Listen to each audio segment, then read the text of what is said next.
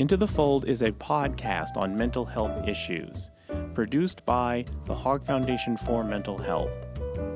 I'm your host, Ike Evans.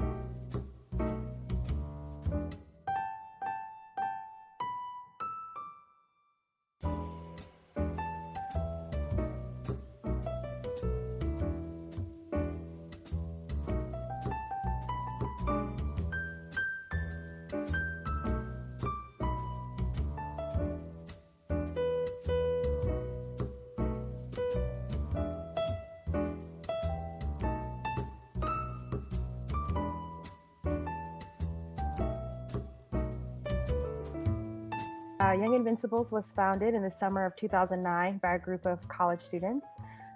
This was when the initial debate over the Affordable Care Act was raging on in our country.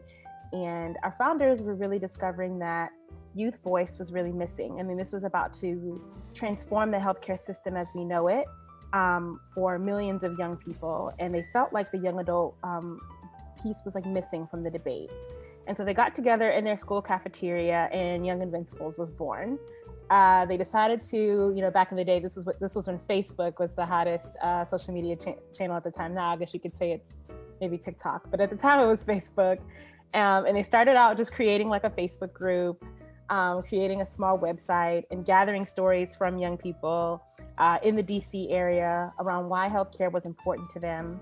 And they really wanted to push back against this idea that young people thought that they were young and invincible, and really wanted to sort of smash that narrative and let people know that young people really did care about healthcare access and affordability and had something to say. And so what our work looks like here in Texas is we produce a lot of reports. We really look into the persistent problems that are facing young people. We really try to help decision makers, institutions understand what it's like to be a young person navigating today's economy and what young people actually need to thrive, not just survive. And then we also engage young people in the process. We train them as leaders to testify at the Capitol with us, to write reports with us, to lead storytelling circles like Rio mentioned earlier and Raquel participated in, and to really join us and help guide our work so that we can truly create policy change for young people by young people.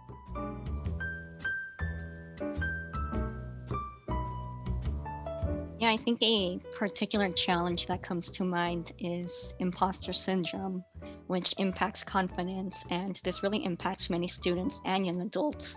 It's something that we see start to develop in our education careers. And speaking for myself, it's been a very real barrier that I face. It shows up in ways that make me question if I belong in a certain space and if my voice even matters. And I think a lot of young adults feel this way, feel disenfranchised, and struggle to uplift their own voices.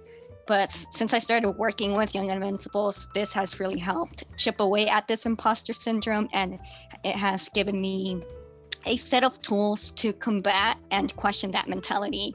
I've learned to write a testimony and share my own stories with our legislators.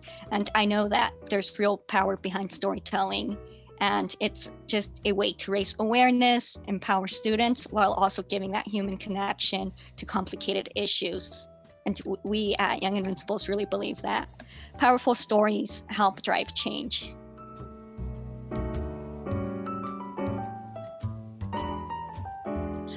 Did the first storytelling, I was really intrigued because it was about, hearing them out. And of course, this pandemic hit everybody really bad.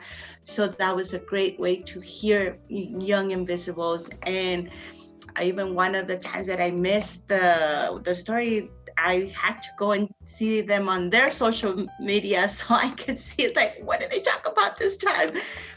So it's good. I am that parent, that person that wants to know where are resources,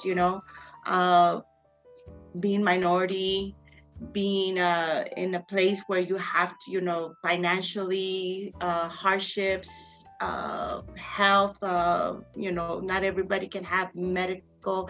So to know where to go, where to reach out, this is why, I like, what I'm seeing or what it is. And I am that person that wants to see what else you guys have to offer and how can we help, what can we do? What can our community can do to help. That's why I love, hearing stories, trying to figure out how to, what I could do or help or get involved in.